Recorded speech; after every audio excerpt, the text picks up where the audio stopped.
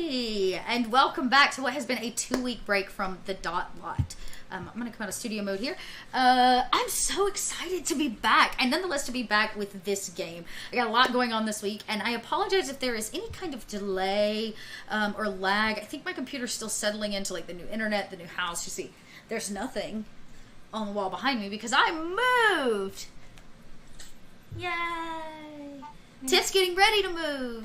Yay! Yay! So clearly we're all very excited about that prospect.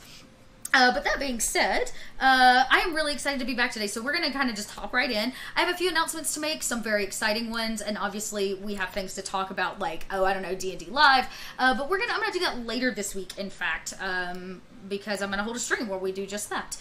So we'll get to that, but not tonight. Tonight we're going to witch, and I'm so excited. We've had 2 weeks off from the show.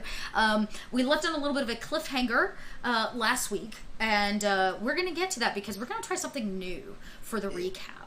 I'm excited to see what everybody thinks about it. Each of you are going to get to tell a little piece of what happened last time. So we will start, and together we're going to recap. So before we do that, we should find out who all of you are, just in case you're new to the stream. So if you are new, make sure to hit that follow button there. Wrong side. That way? Doesn't matter. Hit the follow button at the top. It's a little heart. When you do, you'll get to know when we go live, because I play a lot of other tabletops, not just Witch Girl Adventures. So we're going to go right around, starting with Tiffany.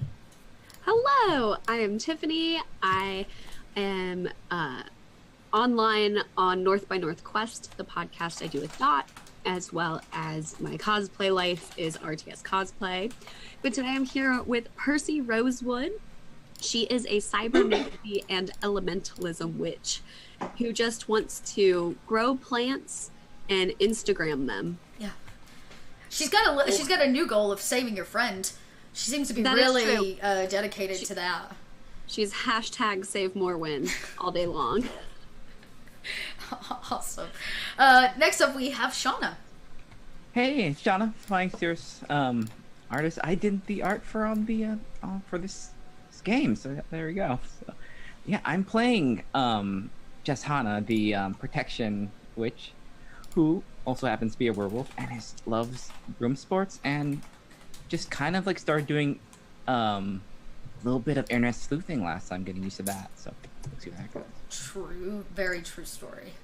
Yeah, we did some sleuthing. We'll talk about sleuthing. But moving right across, we've got Kika. Hey, I'm Kika. I am a role player and do a lot of stuff, but you can find me just all over the place on Twitch. I'm playing Elizabeth DeTass, the youngest witch of the group, who is a transfer student who specializes in mentalism and time and space magic and has a passion for ethics. And recently found out that her sort of mentorish person has a twin sister. You did find that out. Good bit of information and good reminder. Was it only you that figured that out? No, I believe... I think you told everybody, right? Yeah, I think I told everyone. Yeah, okay, cool. So we're all in the know.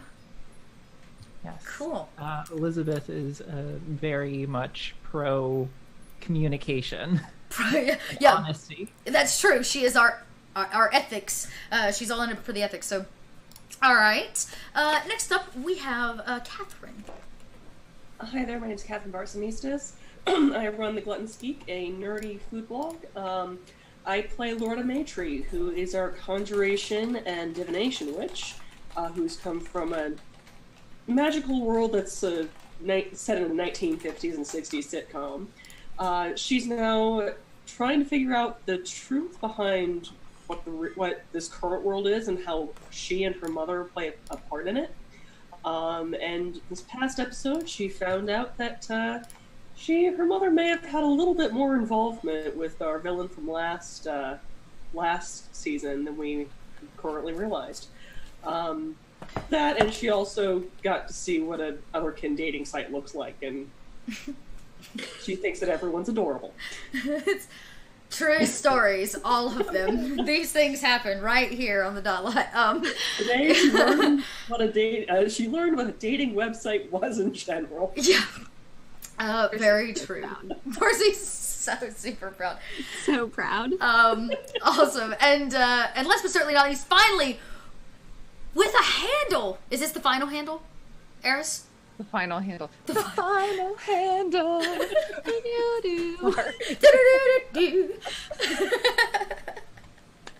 You're welcome. Oh. I am Eris Savad. You can find me on Twitter at Eris_Savad. Don't forget the underscore. It's required now. I'm a hula hooping seamstress who plays a lot of RPGs. That's the best way I can sum it up. I have to say that's like an autobiography I'd read. The hula hooping seamstress. Like what is in that? What is she? Yeah, I'd have to know that story. Please continue. Oh man, I could write a book. Okay. Probably shouldn't, but I could. Tonight, I am playing Raven Callahan. She is a very perky and enthusiastic 16-year-old witch. She specializes in alteration and a little bit of elementalism and protection, but she's not particularly good at anything, and she's a bit of a jinx, but she's really lucky to be around, so everybody is just slightly more lucky when Raven's around.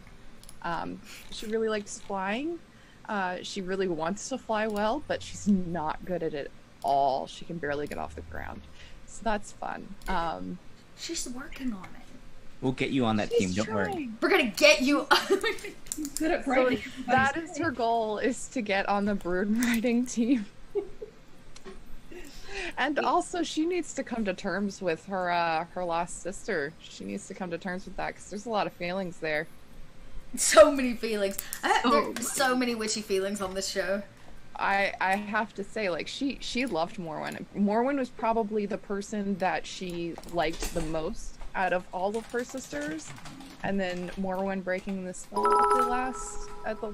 at the time that she had to choose, she broke her spell twice. It was, yeah. Double betrayal. Wow. Yeah. Well, speaking of witchy feelings, which we're clearly having a lot of here at the table, you can cause more witchy feelings by filling the drama bar there at the bottom. You just saw some bits come through. You can also donate. Once that drama bar is full, things happen. Drama happens. Drama happens. So fill that bar by giving so generously to make their lives more difficult, probably. And so we're gonna jump right in here. So this is more of a popcorn type thing, but let's just go around and kind of by helping the audience, let's try to recap what has happened up to this point. Since we did take 2 weeks off, a nice thorough recap would be beneficial. And to skip over small things, there have been hijinks from the beginning, but they are starting out. They're about a week and a half or so into their first second year semester. And have done quite a few things. Most importantly, they are now Hex Scouts, meaning they have some additional responsibilities outside of just their classwork. They've been hand-selected, and since that time of gaining your Hex Scout status, I guess we can call it, what has happened? Oh, so much. So much. Tip, I know you got a bullet list back there. Oh, I got notes. I got notes. Well, let's kick us off. Pop something out. Okay. We thought that Morrowind was being held in the cyberscape, the internet, if you will. So we tried to hack the internet to find her. Which may or may not have had repercussions. Yeah, well, yeah, something came back. We don't know what, but something came back. That's right. So yeah, actually, Elizabeth had a little side adventure that led her to some new information, of which we believe when she returned, thanks to this twin witch that sits on the witches, I'm sorry, on the Coven of 13, that Morrowind is potentially separated body from mind. Yes. And that her mind has been downloaded in some kind of digital code or into the digital realm in some way. That is when hijinks ensued. We attempted, or Percy attempted to use her cell phone, her wand, to do some hacking. Jess also did some hacking when you guys split up to try to learn more information about a very specific signature at the bottom of the letter. Mm-hmm. HB. HB. You guys remember what it stands for? Here we go. High benders. The High Benders! Yes, very good. Percy! Gold star. No, I'm just kidding. So the High Benders, which took some time, they went down into the archive where, God bless Ashley, was there to try to help you guys find something. She said it was going to take some time, but you ended up in the trophy room. And the trophy room gave away quite a bit of information about an old Hex Scout group that included these, twins, Miss Aurora Mist, Loretta's mother, and the mentor for Morrowind, who you have yet to really meet other than when, she's trying to destroy things. So, it was a bit of a shock. You guys also met with the... Which professor did you go meet? You guys went and met with another professor. Susan Croft, the cybermancy teacher, that's right. She's a weird little cookie. But she was helpful. She's very Elle Woods, I guess you could say. And so, her journal. She gave you her journal, her personal notes. Did I give you any information out of that? I don't think I did. No, just that we have that. It connects, sort of talks about cybermancy connecting to other magic, and that Percy is supposed to get a phone call in a few days. That's right. From someone who can help with this firewall issue. That's right. Is her phone okay though from the virus? We haven't really. I was about to say we haven't actually had a chance to really take a deeper dive, because when you guys reconvened, once again there was that rap at your door. Ashley came running to bring you back down to the computer lab. Right. Yeah, where you guys found what once was a peaceful computer lab where you did some hacking into the dark witchy web.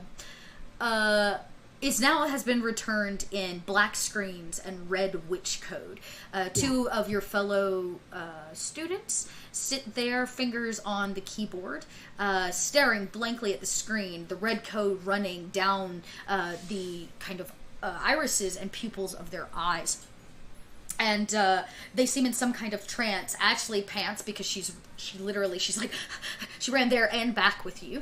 And students, more witches are beginning to gather around to notice this, because every computer seems to be infected. Oops. And Prince Vex jumps off of Elizabeth's shoulder and goes to one of the keyboards and tries to take one of the keys off the keyboard. Okay, just like pluck it off. Yeah, because he likes to steal things. Yeah. Does he pick a particular key? Probably a J key. A J key. Sure enough, he comes back with a J key. You hear his little beat plunking at the plastic. He pulled it off of a key, one of the keyboards that they were. It doesn't seem to affect him though, so it's not that the keyboard itself seems to have magic. Very easily see that it's not the technology and rig itself is not in any way affected. It's not enchanted. He's very satisfied with himself right now. Yeah. Is there a way to break this? Should I? What do you know pull what the to plug? do? I don't know what to do. What? I don't think pulling the plug will work. No. You want to break try. something? You want to spell breaking?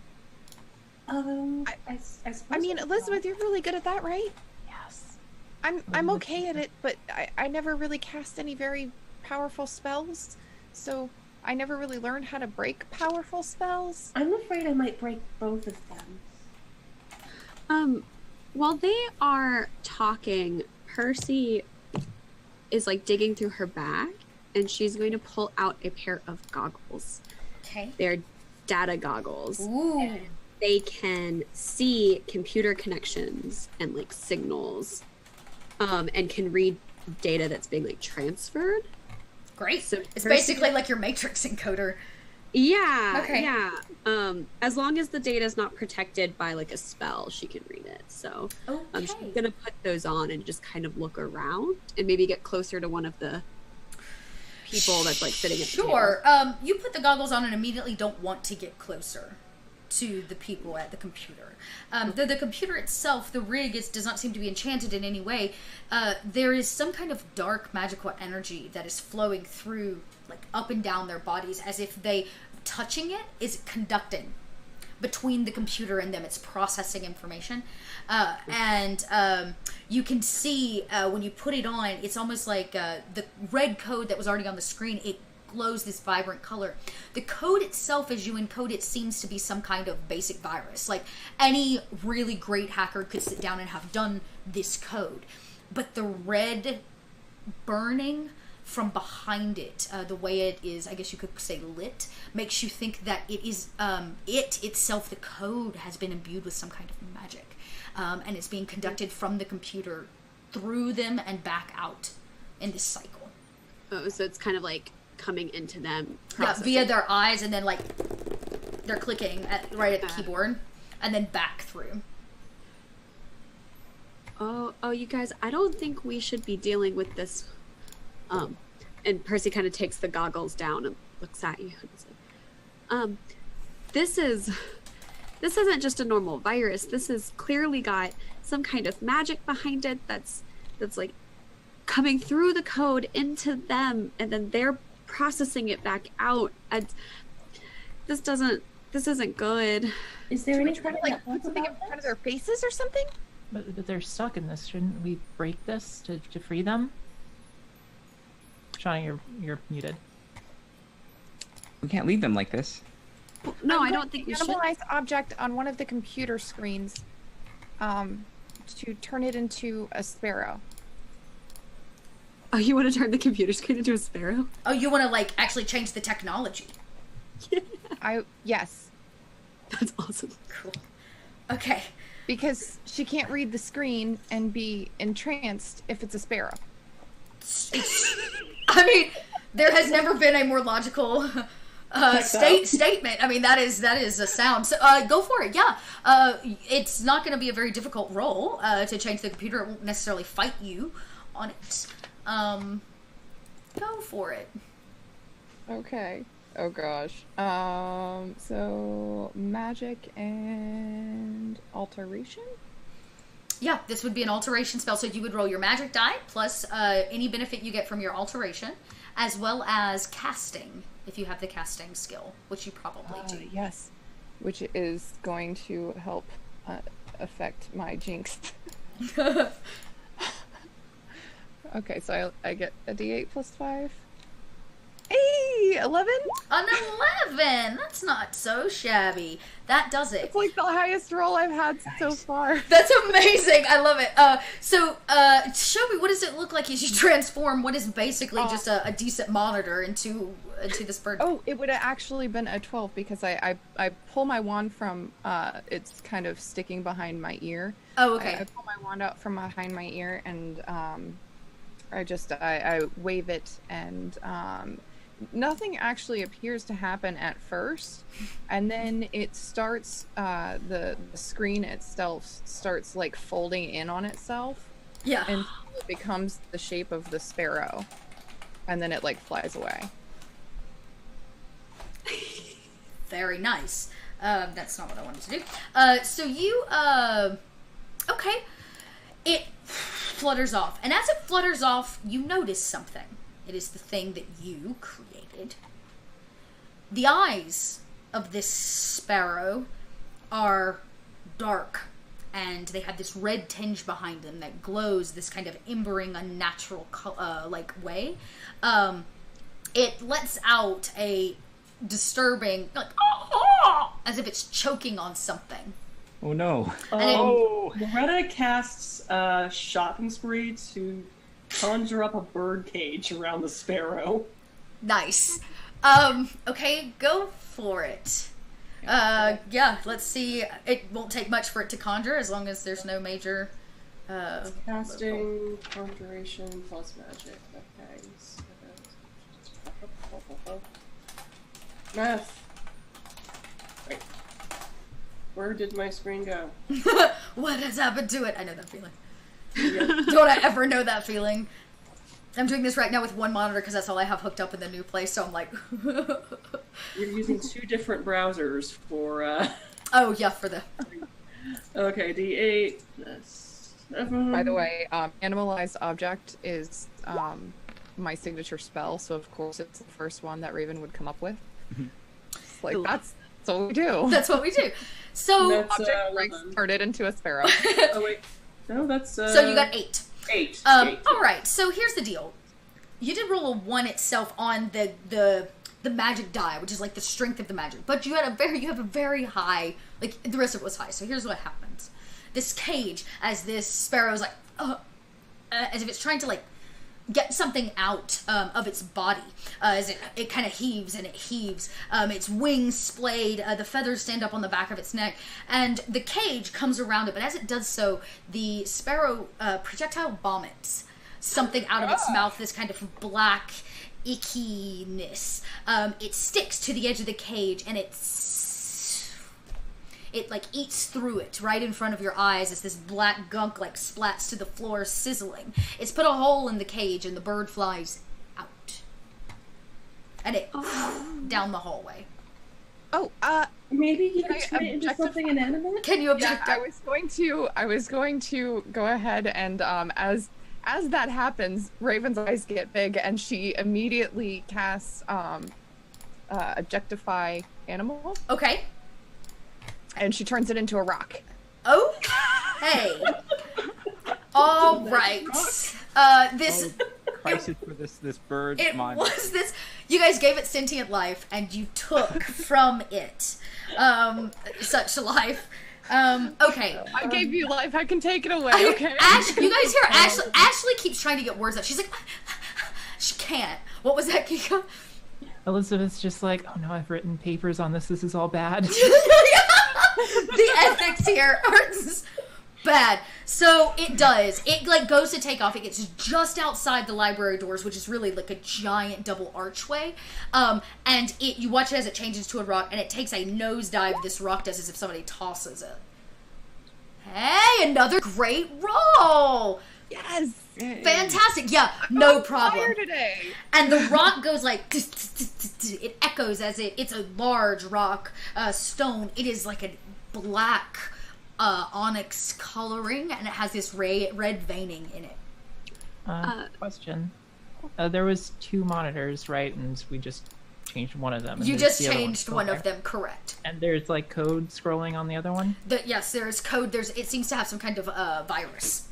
Okay, Elizabeth would turn to Percy and say, if I can stop the code from, like, just pause it, could you maybe read it and get a better idea of what's going on?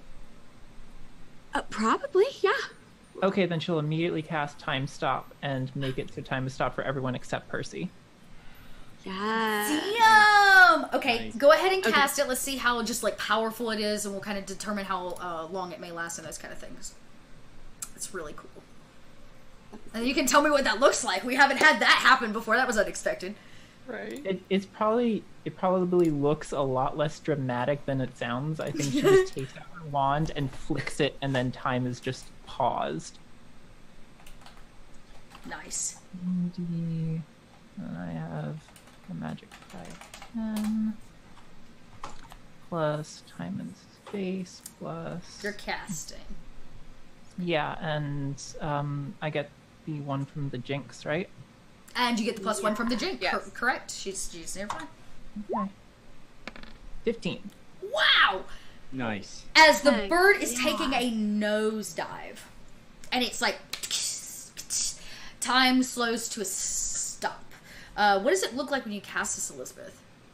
She just takes her wand out and like flicks it quickly, and then time just like the rock is like slow, and then it stops, and it's a lot less dramatic and flashy than you'd think it would be. It's kind of like a wipe or something very simple, but literally everybody comes to this kind of slow motion standstill. Yeah, it might take you like a moment to even realize that it happened. But it looks like, Percy, you're free to move about. The code does stop scrolling. They stop clicking their fingers in awkward positions. The one that had the monitor taken, you notice is like now laying backwards, like head completely back, limp in the chair. Also, it should be noted that since time is stopped only for you, you have a +1 for anything you do. Oh, also true. Yes, thank you for Raven's reminding still that. around though, so you still get a +1 for her jinx too. Oh, that's right. She's still in the room. Yes. Okay. Trying to think of what I want to do. Okay. Okay. So what Percy wants to do, since this is paused, and which also means the code's not scrolling. Correct. She would like to cast Mind Load. Okay. Which the spell downloads information off a computer directly into a person's mind. So basically, Percy wants to download, like basically read this information and like get it. Okay. Yeah, you want to take it out of the computer. Right. Okay. And then if it's in her mind, she can kind of like think through it, sort through it. Okay. This will be interesting. Go for it. Let's get that roll. Okay. 1d10, and then I have the 2 from you guys. And then I have, so it's 5 plus 4, so that's plus 9. Oh, hold on. I didn't put the R. Goes. I know how to use this. I can roll dice digitally. 13. All right, that's actually not so bad. Sorry, I'm looking here because this is going to be really... did you roll computers with that? Do you have computers? I rolled cybermancy casting, but I can roll computers as well. Yeah, just what do you have for computers? 1d8 plus 5. Okay, go ahead and roll another, roll that as well. Because there are a couple things I want you to take away from this. Some good, some bad. That's a 9. 9. Okay. You know a lot about basic computer stuff. Meaning, you know a lot about viruses and codes. Right. You know, when you download a virus from one disk drive or one hard drive or one floppy onto another, it's just now infected. Yeah. Great. Okay.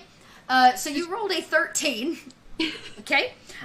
You get all the information. It takes you a second, and in this time stop, your mind like hyper focuses in. Are you still wearing the goggles? Yeah. I imagine you just with these giant goggles and bug eyes. Yeah, bug eyes. And you begin reading through the code. This code seems to have been once again a bounce back. You usually get this kind of firewall when somebody begins searching for something. The code is hinting at the fact that somebody came here and placed this here to erase any trace of what might have been found.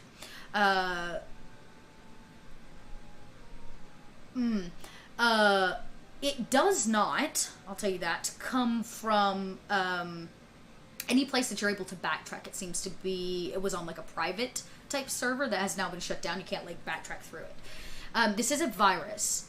And what's odd about it to you, and as you literally take it into your body, is it takes over your body. It that's what they were doing, was they were being infected by it.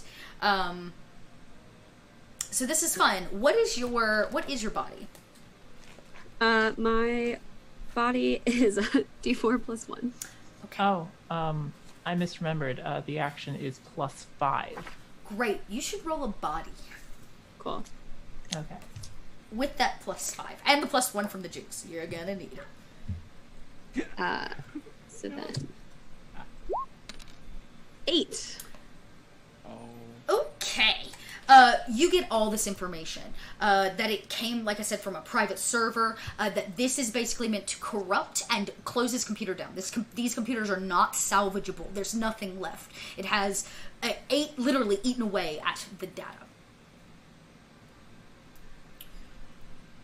Throughout the code is the HB keeps popping up as if some kind of signature or symbol.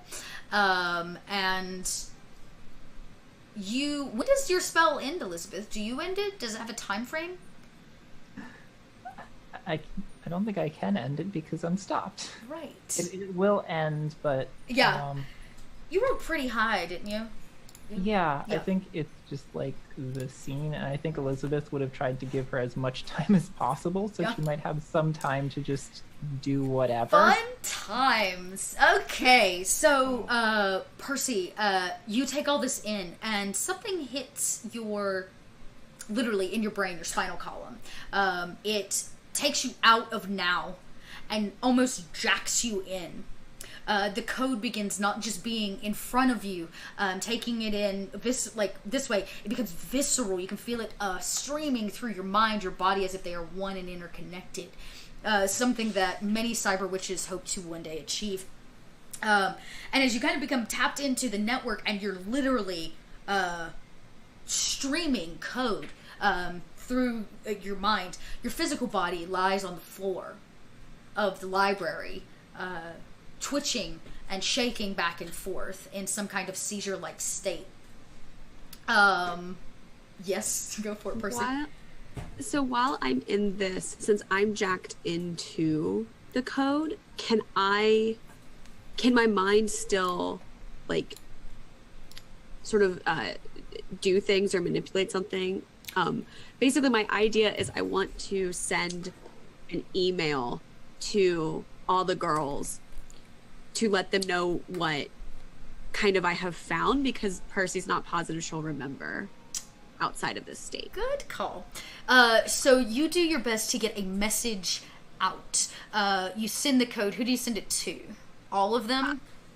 Yes. Okay. This is going to be roll a mind, just a flat mind roll. Because this, literally, you can't use physical form here. This is just your mind surfing a virus-based code trying to get an email out. Okay, mind. I really hope it doesn't no. spread the virus to us. Oh no. Okay. That's a 1. Okay. Email goes out. What does this email say? It's a virus, can't track it, HB all over.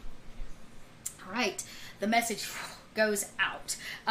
As you still kind of endlessly are just surfing, it's like you're completely out of control of the situation. You can feel the heat and warmth of the microchip where your mind is literally connected to. This is like world, it feels like. Time passes. 5 minutes, 6 minutes, 7, and as you come into the 8th minute, time begins to speed up again.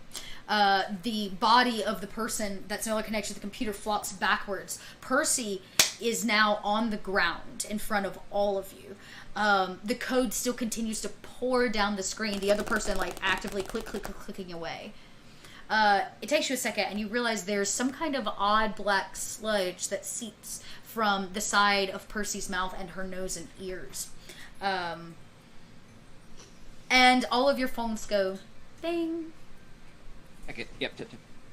It's Yeah. There's an email from Percy. You see the message. Is this a basic cell phone? This is no witchy special cell phone you're picking Oh, up? it's the witchy. It's the witchy. It is a witchy cell phone. Yeah. Okay. I have a smartphone. It's not a Blackberry? witchy phone, but it's a smartphone. Take out my Motorola Razr. Right, Razor Flick. Yeah, the one everybody wanted. So you guys flip open your cell phones. If you have a witchy cell phone, you read the message just fine. Those of you with the basic, mundane cell phones of whatever variety, as we are not sponsored here on this channel, but if you would like to sponsor me, no, I'm just kidding. No, you flip open your basic mundane cell phone, and the email says it's from Percy, but you cannot read it. It seems to be encoded in some way on your phones. It doesn't seem like your phones read Witch's World web code, potentially, but Jess does have something that she's actively, like, reading. Alright, she found something. She said it was a walking HB. Like, ooh. Elizabeth is And just she'll kind of like. Do y'all get that? But what do we do? How do we get her out of it? Elizabeth No. is going to try casting Free Mind on Percy. I Nice. assume Percy's kind of like twitching. Yeah, you're like, she's like Yeah. on the floor kind of twitching. The person in the chair is also like actively no longer, connected, is also dripping this sludginess. Yeah, so Elizabeth immediately goes to Percy and casts Free-Minded on her and just waves her wand a few times in a circle pattern over her head and then gently pokes the center of her forehead. And the Free-Mind text is, this spell undoes any changes to a person's thoughts or memories. It also returns removed memories. Nice. Okay, interesting. Go ahead and roll that. Let's see what we can make that to do. Okay. 10 plus. Don't forget me. I never do. Never that +1. So helpful. Okay. Fine. Oh. So you watch as you kind of pull her forth. Percy, something grabs your mind as it rides this code endlessly. It jerks you and stops you. The red code around you continues to like swoosh past. And in your mind's eye, it begins to like pull you backwards as you slide out. It's fuzzy and blurry at first. You're very disoriented, but above you stands Elizabeth. Elizabeth, from your end, you can tell that you have only pulled her partially from whatever it is. There's black, weird sludge around your nose and your ears. You feel congested. Percy. Oh gosh. I think I have it. I think so. Like, yeah, Jess takes out her wand and just kind of like starts making kind of like waving motions with her other hand while kind of pointing it at Percy, and she's gonna cast what is it? Balance. Nice. So that does it. Restores mental balance to target and breaks magical control. Poor Percy's been through a lot. Go for it. Mm-hmm. Poor Percy. Okay, so that is Poor Percy. Put the +1 thing. Thank you. Yes, take that +1. So 3, So yeah. 7, 8. Yeah, so 9. for those of you that are hopping in as we make this roll, thank you so much for the raid, 1. And 2, if you're hanging out and you didn't know, we're playing Witch Girl Adventures. It's a snazzy little game that I really, really like. It's just wonderful. Yeah, so Shauna's going to show an example of the dice roll, which is her magic die, plus any additional skills or benefits that Oh my, what she the heck? has. Okay, at a 10. Well, first off, a +9 is pretty good, just out of I'm afraid, like, this thing's actually, like, haunted. Haunted. We had 4 ones in a row. So, okay. Don't panic. Percy, again, you feel this tug at your mental stability in this, like, very foggy kind of, like I said, congested state. You come to. It's like somebody smacks the back of your head. And you're on the floor of the library. What? Oh. Are you alright? Yeah. Oh. And she kind of like rubs at her face, and it's kind of like tarish, like black substance on her hands. What happened? What did you do when with the time stop? Oh, yeah, I tried to grab the code to read it, and I got a little bit of it, but it overwhelmed me. What do you mean grab it? Well, so the computer, it was stopped, but I had to read what it was saying, so I connected to it to pull it out, to read through it. That's not safe. Yeah. That's not safe. If I didn't know you would have done something like that, I would have said we should have like casted some sort of protection magic on you first, and that's not safe. You hear the patter. You realize Ashley is long gone. So is the rock. She scooped it up and has pittered down the hallway. The sound of feet, like I said, some of the girls are already running. You can hear the whispers of, go get Mr. Baromus, oh my gosh. Girls are kind of freaking out. Some of them are just going back to their rooms as if not to have to face the reality of the situation. But you cannot deny the footsteps of the heels, those that Susan Croft wears, as she comes very much around the corner, in control and in charge. Yes, Loretta. Run? No, I'm sorry. Yeah, she comes around the corner. She goes, "What is going on?" Percy just lays back down. There was a thing. Look at the computers. We don't understand this. Oh, she goes, "Out of the library, move!" And she kind of goes over to the student that's still like in their chair, stuff coming out. And she says, "What is this? What happened?" It's a virus. It just appeared. Viruses don't just appear. Well, this one did. Can Elizabeth try to cast free mind on that other person? Yes, you sure can. You sure can. That's not good.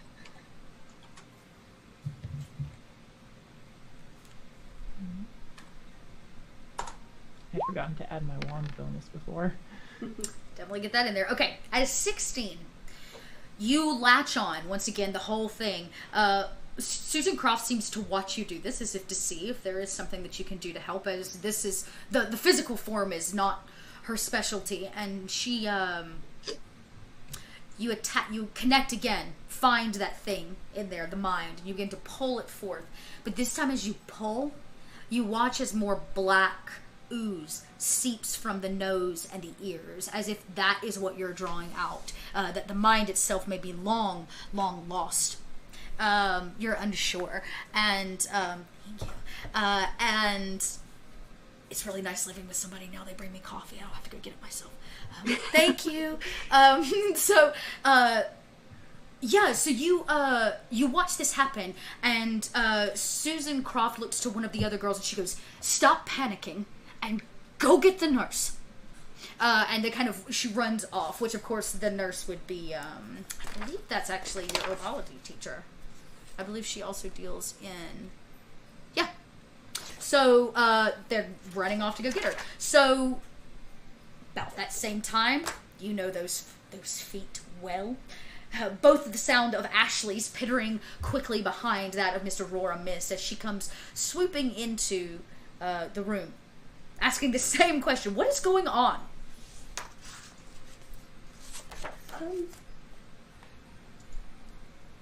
Percy's still just laying on the floor and she just points at the computer and goes, "Mean virus." Virus? And she kind of, looks over to Susan. What is she talking about? The virus attacked the school computers, which attacked students. And we tried to figure things out and fix it. But I see in hindsight that our first course of action should have been to contact you immediately, and I'm sorry. She kind of laughs. Okay. Ladies, you all have places to be. She kind of looks over the 5 of your heads. Back to class. Oh, no, it's the evening, isn't it? She goes it's the evening. Yeah, she goes to your dorms. We have an early curfew this evening. 5 of you stay here. She walks down as if to go start something else. Nina Sanchez, your herbology teacher and teacher of healing, comes running in with a small kit. The girl that went to go get her kind of points. She runs over and begins, she doesn't even note the 5 of you, begins immediately for the student who is like basically choking at this point on whatever is inside. Loretta is going to flip out her compact and cast See Near Past. Okay. And try to aim it so it shows her the events of what happened after she and Jess left the computer lab. Okay. Very nice. I like that a lot. Okay, go for it. Yeah. Let's see. I like that. That's Plus really 1 cool. for Ravens, that's 9. Yep. 13. Beautiful. What does it look like when you pull this memory? Are you kind of, do you actually back through time, or is it more in your mind's eye as you read through time? Well, it actually appears just like with the retro television that she's done with 2 of these classes. Okay. It actually shows on the face of the compact mirror. Very cool. You can also kind of move it around the room. It's like a looking glass, okay, cool. So you, this begins to happen. The activity seems to be on Percy, the student that is still connected to the computer, and the other girl that lays here underneath the care of Nita Sanchez. And as you begin to pan through, you watch yourself and Jess leave the room. Okay? The computer lab was pretty much empty, except for the 2 girls that are there now that were sitting at the computers next to you. There are, in fact, 6 computers in this, like, little lab. They were on the kind of 2 next to the wall. What happened is they seem unknowing. The screens on the far side of the room, and as you kind of Sherlock your way around, as you kind of investigate through this tiny compact mirror what's happening, the screens, the other 3, pop on. And you see that the flash flashed as if, DOS hasn't actually started up yet, the black screen. There are some click, click, clicks of some code that comes through, and whoever on the other end hits enter, and the search that you and Jess did through the kind of like Witches World Council database that brought up those pages on the Highbenders begins scrolling at fast pace as if somebody's just backtracking everything that you just learned. And when it hits done, the screen, boom, off. The icon flickers again, and 2 letters are entered, HB. Again, click across the screen, and enter is hit. And red code begins a small drizzling process as it begins. The 2 of them were already connected to the computers and staring at the screens as the red code passes across. And as soon as that happens, they lock into place and begin typing away as if this is where you found them. Nobody entered or exited this room. I tug Percy over and then try to replay it back to when the first line of code pops on the screen and just point at the compact. Because she doesn't know what any of this code means, but she figures that, Percy might. That's true. Percy, you kind of look at it. It seems to be the same code kind of replayed over and over again. But this is, like I said, the top of the code. And you're getting the sense... Yeah. Bad virus. Bad virus, yeah. You're getting the sense that somebody from somewhere else noted or had, like, that page on the database, like the wiki page, basically the witches page, like tag. Witchy page? Witchy the witchy page? The witchy page. Which page? The witch page. On the Highbenders and some of the stuff on the Highbenders pinged.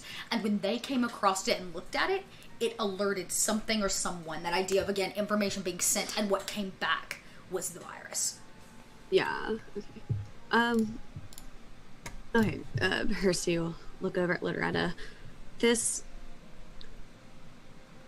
someone that is keeping digital tabs, and when you guys searched for them, they noticed, and that's where this virus came back from. So, bad virus just appeared. It's right. Would they have to access those tabs to be able to send the virus? Well, I mean, it depends. It doesn't seem like so they searched for it, and when they searched for it, it sent an alert that said, hey, someone looked here. And whoever has that alert then sent the virus to stop whoever was looking. Isn't that what happened to your phone, Percy? What happened to your phone? Well, very, very similar to what happened to your phone. The difference is that this virus is bad. Yeah, this virus is worse than what happened to my phone, but also I went searching for that one. Mm-hmm. And this one is a result of just, like normal research. Yes, Elizabeth? I don't know much about computers, but is there a way we could copy the data from where we were searching and have read it in something that's not connected to the net, so we could look at the code safely and see where the information gets sent to, the alert gets sent to? It's interesting. Susan Croft actually looks over at you and says, Elizabeth, that is actually very astute. We can do that. And, of course, Aurora Miss looks at her like, well, why aren't you? Go.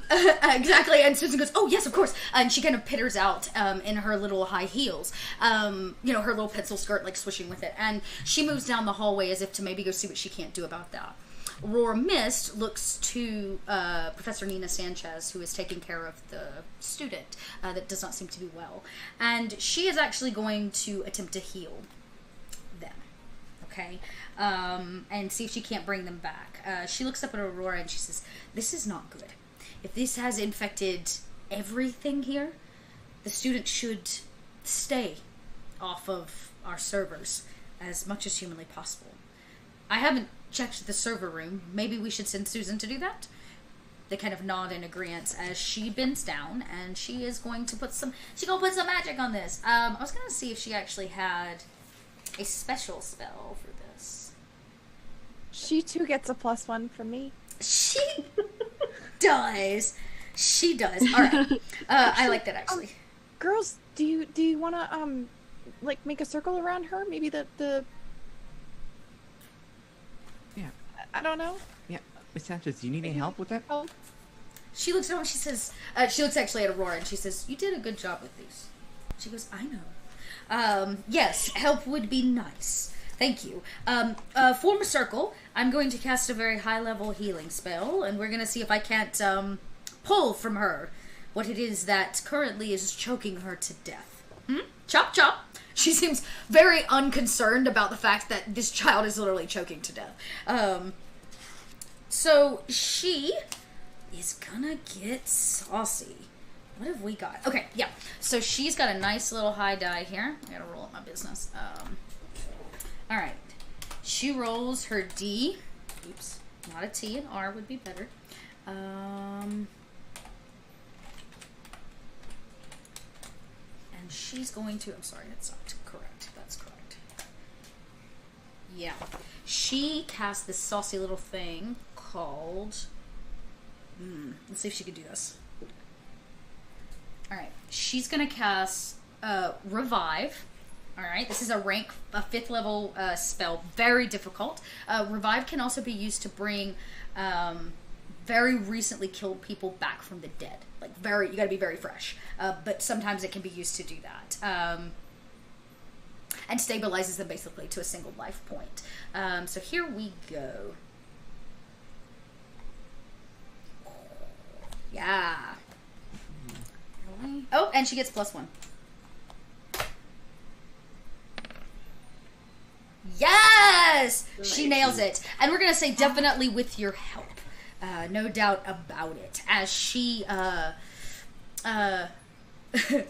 she, kind of reaches her hands over, and you watch as she scoops them, and, like, just does this motion of, like, scooping and dropping something over her shoulder, as if she was scooping, literally the life, or whatever it is, out. And as she does so, the black gunk is all I know to call it. It's as thick as Play-Doh or gack, if you guys remember what that is, as it begins to just like out of the student's body. The 5 of you make a circle around her, making the spell more powerful.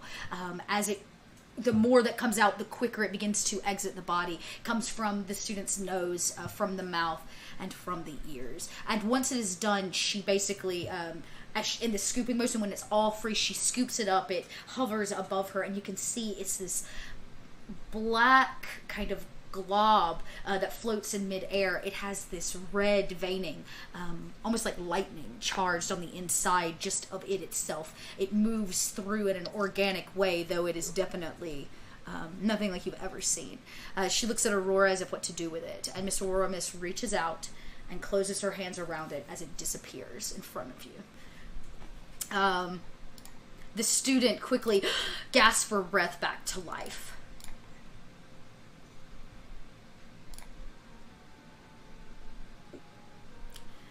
Yes, Elizabeth.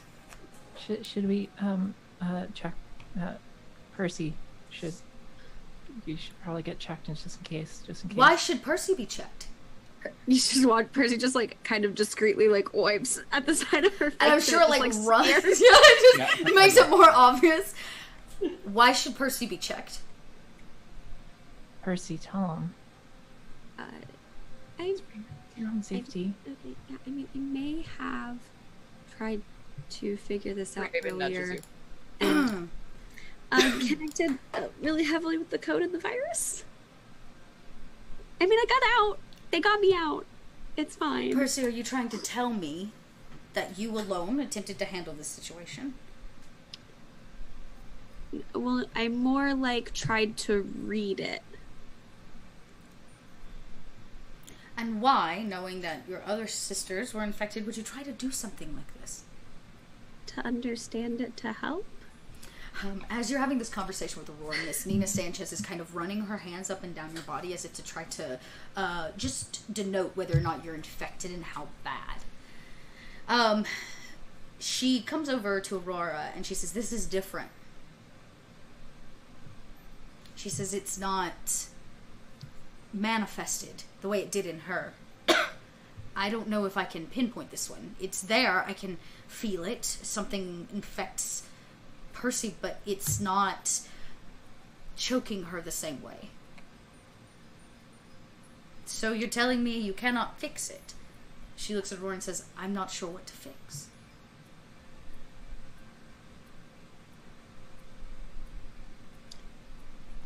So am I okay?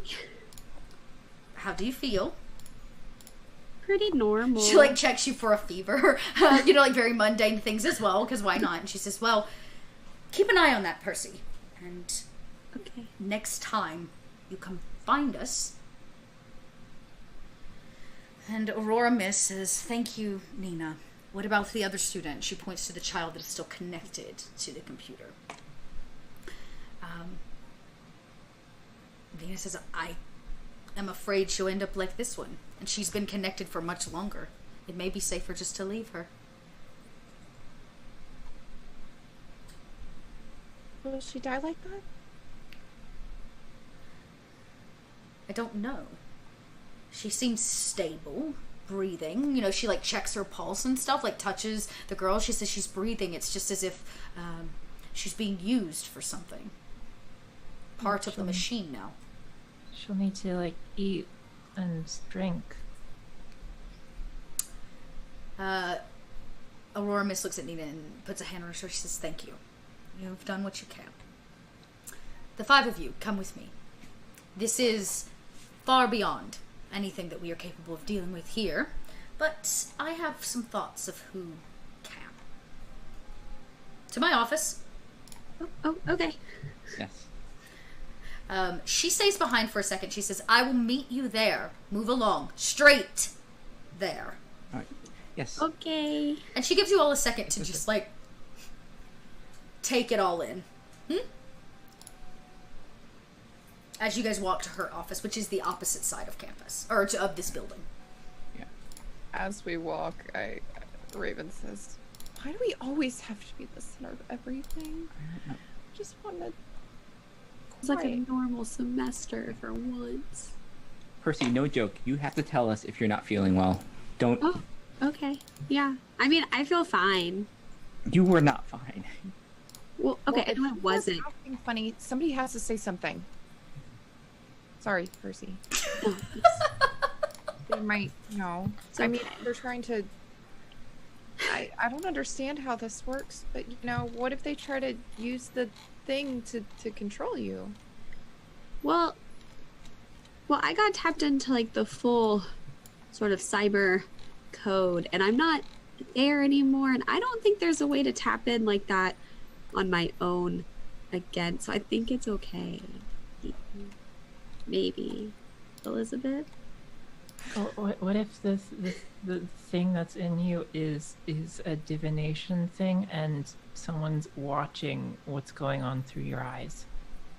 I might be able to help with that. That's terrifying. I know. It's a little tracker in here. I don't want to be other eyes. Yeah. Yeah. Okay. I'm going to fix this, okay? Okay. And she twitches her nose and casts Scry Ward. The spell protects the caster or target item or person from divination spells.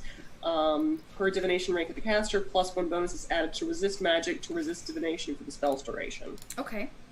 You also get a +1. And a +1 for Jinx. Oh yeah, and for being Jinxie, yeah. Okay. You know, it's if I have to remember to remove one from all of my rolls, I'm gonna make sure everybody else gets their They're gonna get it in place of it. I love it. Okay, so oh goodness, just trying to figure out like what I need to cast at this point. So I guess it's just standard Yep, magic die, magic cast. casting. Yep, and then your thing. Yep. Okay, so that's Oh, and don't forget your +1. yep. Okay, 11. pretty good. Okay, at 11. I would say that is a just very baseline success. So yeah, you managed to. What are you looking for exactly? Well, that was to just protect her from having anyone scry through her. Oh, interesting, to like keep them from taking control of her. Or basically seeing what we're up to. Oh, very nice. Okay. Percy, a small rune. You can feel it, like warm on your back, but you can no longer, you can't see it. It doesn't like tattoo you or burn you or anything, but there's now a ward that has been placed on you. You can feel it around your body. It will keep things out, and both mentally out, and physically out. Oh. Well, a warm blanket. okay, thank you. You're welcome. I guess. Now, ice cream sundae? Poof. Yeah. She takes it. It's just that McFlurry kind of like just spoon up to the mouth. My mother always said that everything can be that's solved good. by ice cream. What? Yes, yes. Can I Elizabeth, what? have one too? It's been a big day. Oh. Oh, would you give me one too? Everybody give. Oh, of course. Ice cream Everybody loves special ice for cream. everybody. God, I love it. You guys start passing out ice cream. We're still walking on the way to the office. Just nervously By the time we eating. get there, we all have ice cream. You know we're children when. You hear that patter, those feet of Ashley. Hey, Ashley. hey, look, I got it. Hey, look, guys, I got it. And she holds that black, once was Monitor, once was Raven, now is Rock. That needs to go to. Take it back to Aurora, Miss. No, Yeah, wait. What? Wait. No, No. Yes. no, No. Percy puts the No. goggles on. No. Raven actually tries to physically take the goggles from you. She does not want you at all to do this. No, I just want to see if it's code still. She's holding it out. When you look at it, the only thing that you see that you find interesting, Percy, is the red veining that is now in this rock, which looks very organic. Like it's just a rock, and it's got this kind of red lava-style veining. The code runs through the veins, as if the rock is infected. Just like the computer was infected, the Raven was infected, the rock is infected. You guys, and Percy Raven covers her eyes. pulls the goggles down. The rock is code now. It's an infected rock. Not all right. It's a cyber rock. Ashley pulls it back.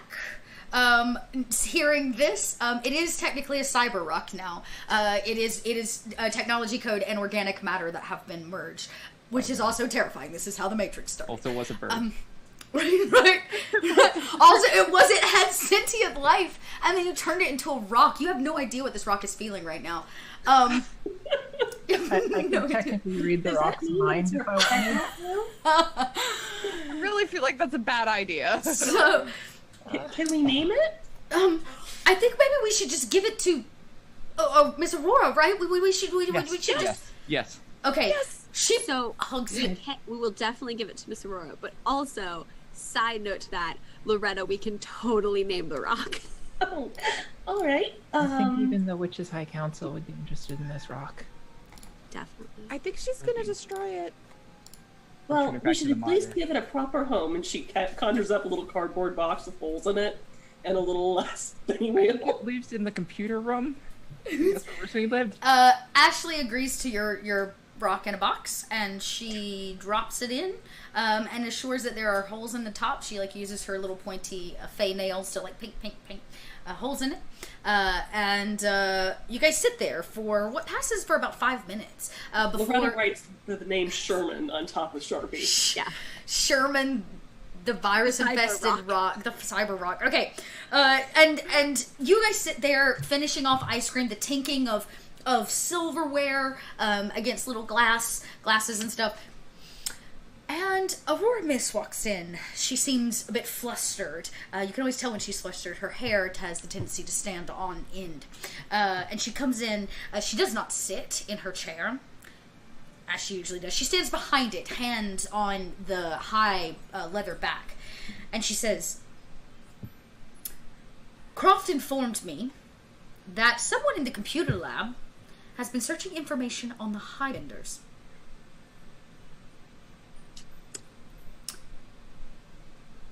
Ashley informed me that you have also been seeking information in the archives regarding such information. It's true. Ashley, hides her face. I appreciate your honesty, Loretta. I feel like I have underprepared all of you. Do you know who they are? The Highbenders? Vaguely. I imagine they have something to do with this. And Loretta pulls up the picture of Willow Mist, her mother, everyone as Hex Scouts on her BlackBerry. She blushes a little because she's really young and their fashion was mid-1800s. So it was odd, needless to say. And she says, I was very young there. She says, give me that. And she kind of takes your cell phone where you took the photo and looks at it, and she says, if you were inferring that myself and my coven are Highbenders, you are incorrect. I was only casting a question. That's all we can find. I'm actually glad you found that, Loretta. Your mother, of course.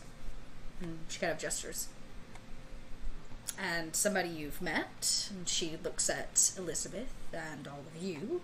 She looks at the rest, and she says, and her. I'm sure you know this witch. And she points to, of course, Morrowind's mentor.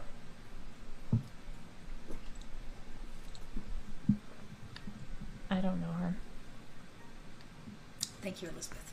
Now I can continue. No, and she says, good, you should. It's, I know we told you of the attack here on the school. This was my sister, just as you are all sisters. I shared a dorm with her. We were a Hex Scouts troop here for the academy. It wasn't always called Willow Mist, of course, but...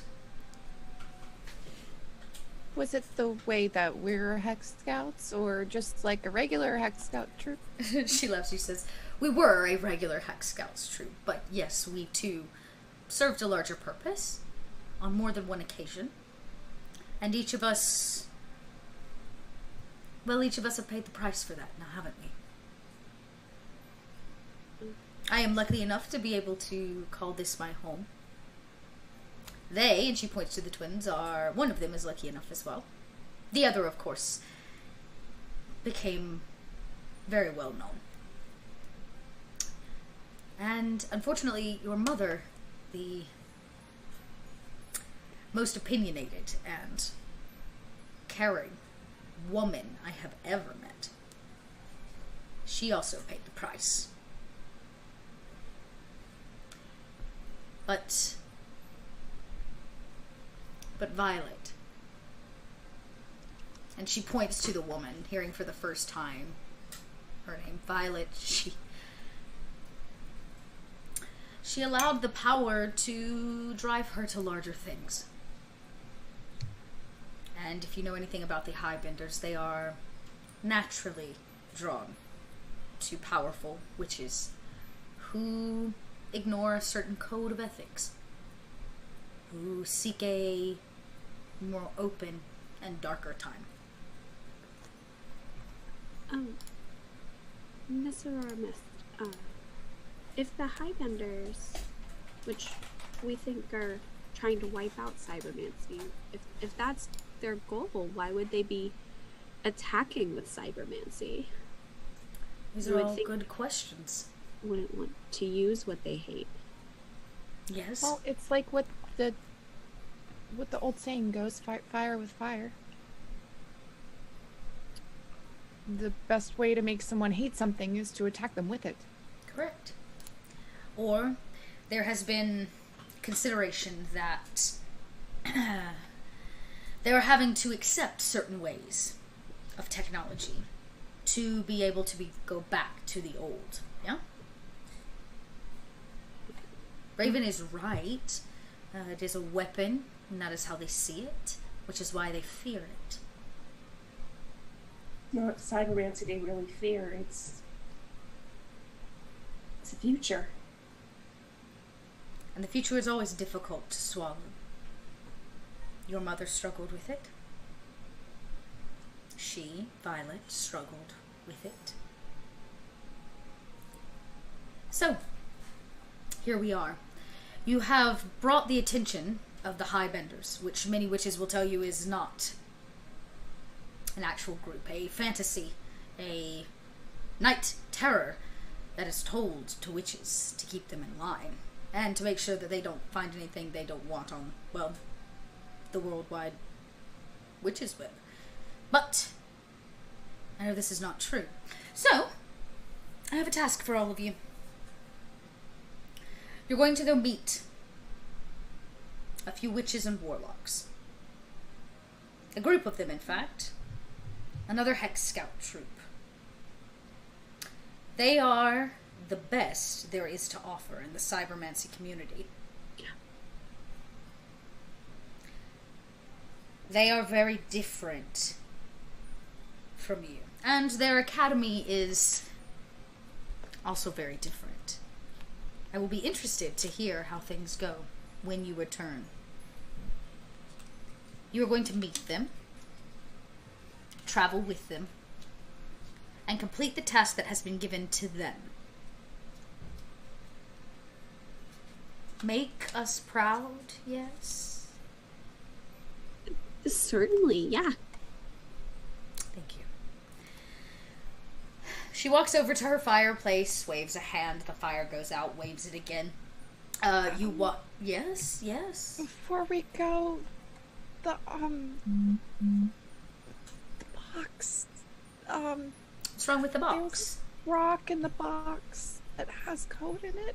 Yeah, it's more about Sherman than our rock. So, I tried to turn the computer monitor, or I did. I definitely did turn the computer monitor into a bird, thinking that it would stop.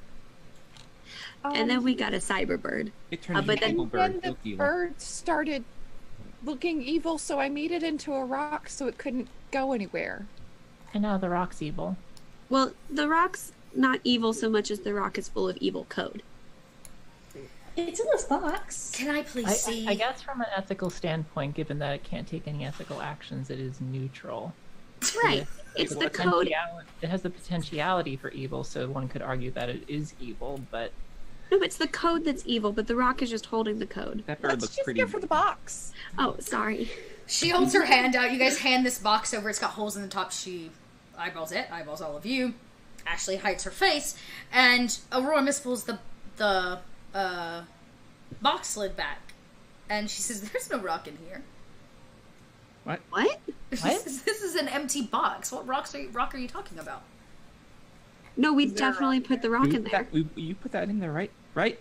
She looks at Ashley. She says, "Is this what you tell them to do? To try to prank their teachers?" There's a rock in there. No. I'm telling you. Ashley had the rock. I did. I kind of did just for a little bit. I didn't mean to. I probably shouldn't have taken it. I'm so sorry, Miss Roymans. Please don't get me in trouble. They had the rock, and then I told them just to put it in, and then we put it in the box. She like dumps it. She shows you this is empty.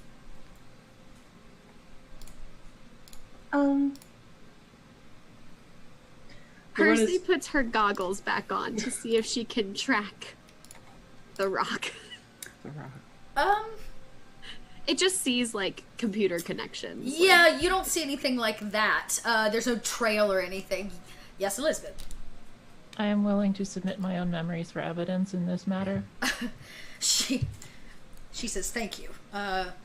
Though it has not come to that, I'm glad to know your level of dedication. No, we're not be taking anybody's memories. I believe you. She looks at Ashley, who's kind of a quivering mess. I also believe you, Ashley. Sorry, I was just trying to help. She says, do not be sorry. Witches have a tendency to live and learn. She says, I did, and references, of course, the picture on Loretta's phone. She says, When it wears off, does it turn to the bird or does it turn back to the miter? well, I do not know. I have not seen It's- this rock. It's permanent. Someone has to break the spell or cast it again to make it change form. Somebody's been reading their textbooks. Good job, Raven.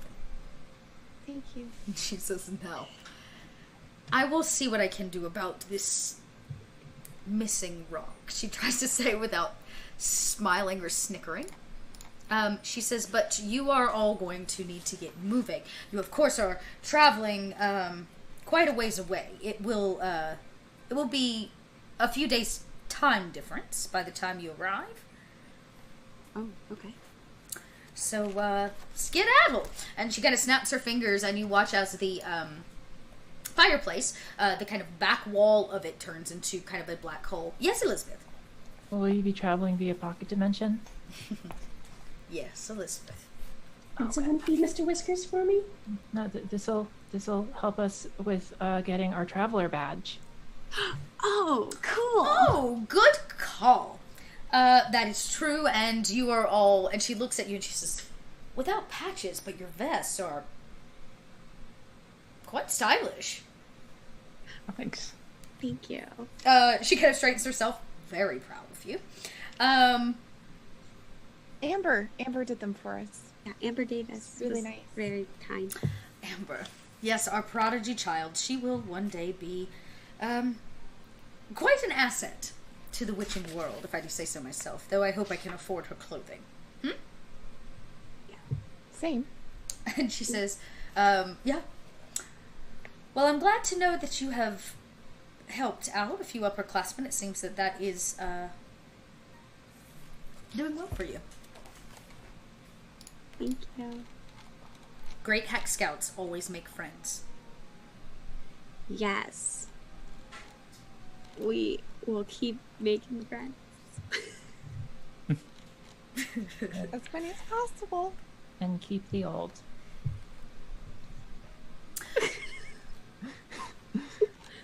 And then Prince Vex just drops the J key on our Miss Aurora's Mist's desk because he's bored of it now.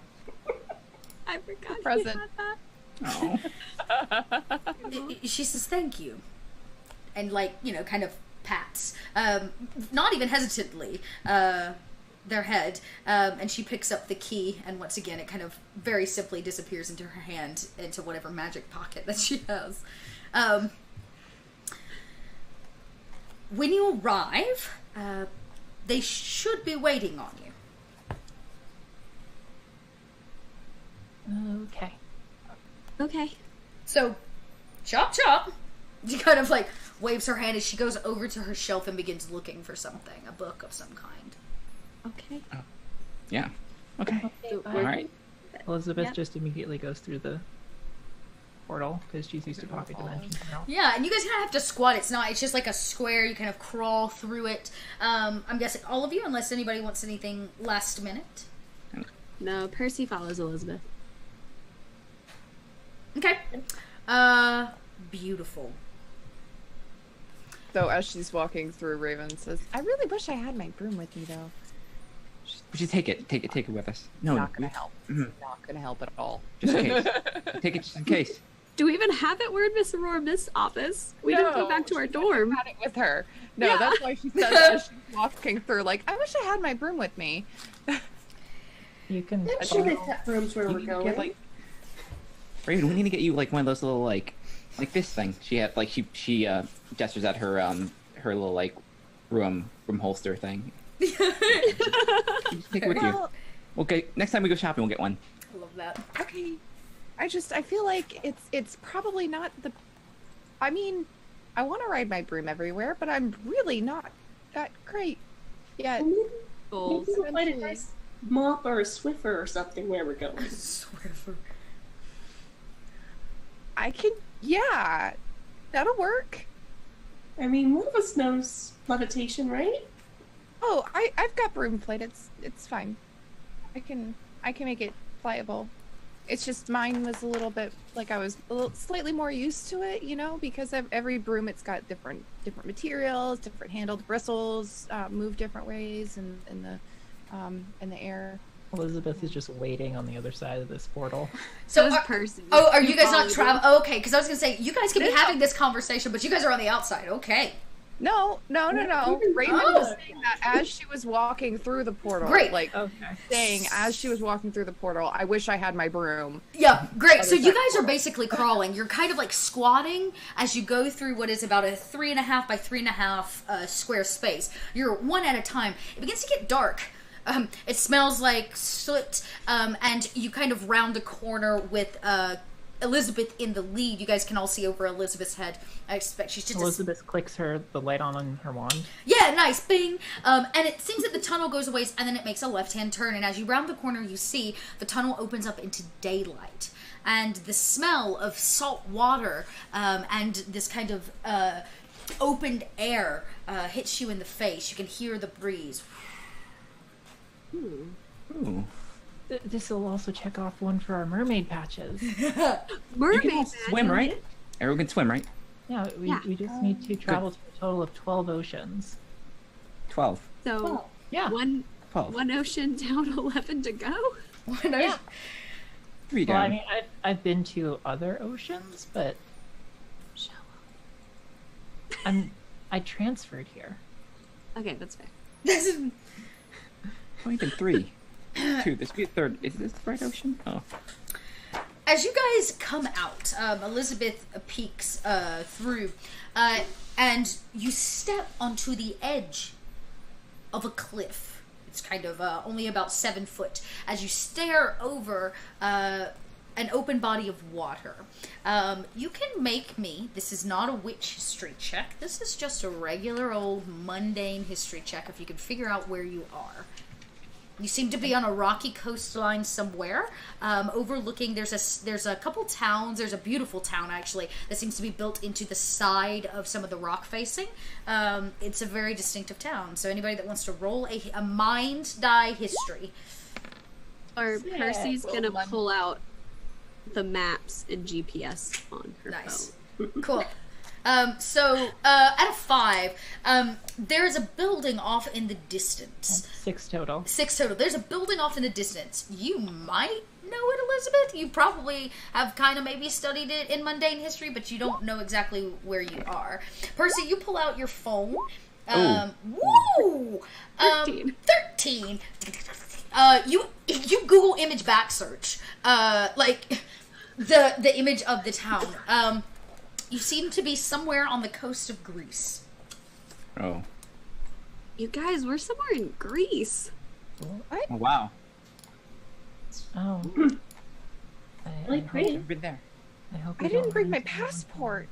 I don't think we need a passport about that. because portal pocket dimension travel thingy. We don't need to go on a plane. There's no customs. There's Right. Custom. Last time I traveled, I needed a passport. My dad got really mad because I forgot mine at home. We had to turn around. It was bad. There's no customs? I don't think there's I can customs. get olives! I'm just And gonna just take out Loretta my starts drink. looking around wildly to see where she can find a market, like in the village or anything like that, because she hears like no customs. She hears like all the random things, like types of foods from Greece that she never gets to try because. Aren't we on a cliff Sure. right now? Yeah. But Yeah. there's a village down there. True, Oh, but that's right. you guys are on. There you go. There's no way down. You guys are on a rock face that ends in the water. That's almost like an inlet. So you're staring across this bay at this little coastal town.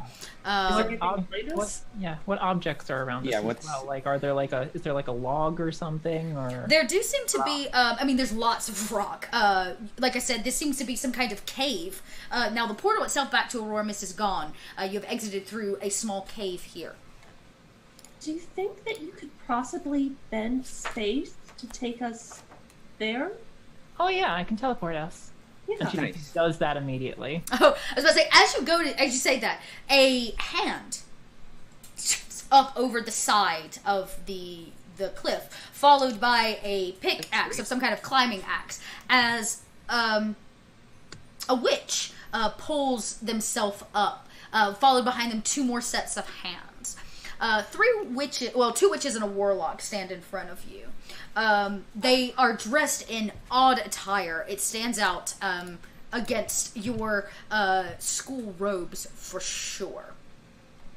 And these, one of them is a very kind of well-built, well-honed witch. Her muscles kind of protrude from the very tight bodysuit that they wear. It seems to have all kinds of things running to and from it. At their hip is some kind of weapon, gun possibly, you're not really sure. The other 2 are very interesting as well. The warlock that stands in front of you, he seems to be, he's a bit more put together. Vest, tie, dark skin, dark hair, has some kind of pouch at their waist that probably has technology in it for sure, but very different than yours. It doesn't seem to be a cell phone, it seems to be some kind of gaming device, Percy. Is he cute? Yes, very cute, very well put together. Do they seem like a similar age as us? That's difficult in the witch world because most witches choose not to age. Right. They choose to present themselves how you want to be seen. They do not seem to be of teenage years. They're definitely 20s. They seem to be older and a little bit more experienced, possibly, just based on the world wear and tear. Now, the third witch, or the third one that is there, this other witch, she wears these really cool, glasses, pigtails, seems a bit quirkier. She holds some kind of strange box in her hand. Her wand is attached via a cable wire to a battery pack at her belt, which is attached to a fair share of other pouches and things that sit over top of a bright red pair of overalls and white boots. They kind of dust themselves off, very much expecting all of you to be here. They don't say anything until they stand up. Yeah. I have... Sorry. No, go for it. Question? I have an out-of-character question. Yes. My character transferred from Chiron Academy, which is in Crete, so would I know the area and or would I recognize any of these witches? Good question. You came from Chiron, you said, right? Yeah. I think... Let me double check this. I'm going to have to check my school listing because I want to make sure I get this right. Yeah, so you are in Crete. Yeah. You would have more knowledge, I would say, of... Yeah, I would say you would have more knowledge. There are 2 schools in Crete. Your school and the West Grove school. They wear... Okay, I'll give you this. The West Grove school, their mascot is a peacock. All of their colors, though they don't wear a, true uniform, the 3 of them, they are all in these very vibrant, rich jewel tones. This kind of burgundy, this purple, this blue, that hint at the tones of the West Grove school. But I would say yes, you are probably on the Isle of Crete. Okay. I just say, go peacocks? The kind of boisterous one that carries the very large weapon at their hip goes, they make jokes. Hi. We're from Willow Mist. I assume you guys are the ones that were supposed to be here to meet us? The kind of quirky one, her pigtails bob. Yeah. Well, wonderful. I'm Percy. It's very nice to meet you. I'm me. And they all kind of look at each other. Your open hospitality seems kind of odd to them. They seem very grounded, this group, and maybe in the know is the right word I'm looking for. They seem in the know. The technomancer that's there also wears a large gauntlet. She does, this witch. She walks over and notes Jess's swanky vest. Now, they also, when they get closer, you realize they're wearing their patch. So, their Hex Scouts patch. And she walks over. She doesn't put hands on you or anything, but gets kind of close. You can really get her size as she gets close to Jess, and she leans over, and she says, "So, like, just stand up, just kind of like looks at her. yeah. So, what have all of you done to earn your patches?" Well, I have a well-established body of published works, and I regularly travel to pocket dimensions. Additionally, I am a skilled spell or hex breaker, and she just like gets really nervous and tries to hide behind Percy. We just got approved. Would you like some Fantastic. cookies? I'm sorry. The one with the pigtails goes, "Cookies?" Yeah, And yeah. seems to get very excited. Snickerdoodles. Loretta's really talented at cooking. She walks right over. Like I said, she's much tinier, kind of quaint, and begins just like, nom, nom, nom, nom, nom, cookies. The warlock speaks for the first time. He has not left the place in where he kind of landed after climbing all the way up to you. And he says, "I'm sorry for my sisters. They are extreme." It's not a problem. He says, "I hope not, because we have bigger problems than her cookies." And he looks over at Loretta.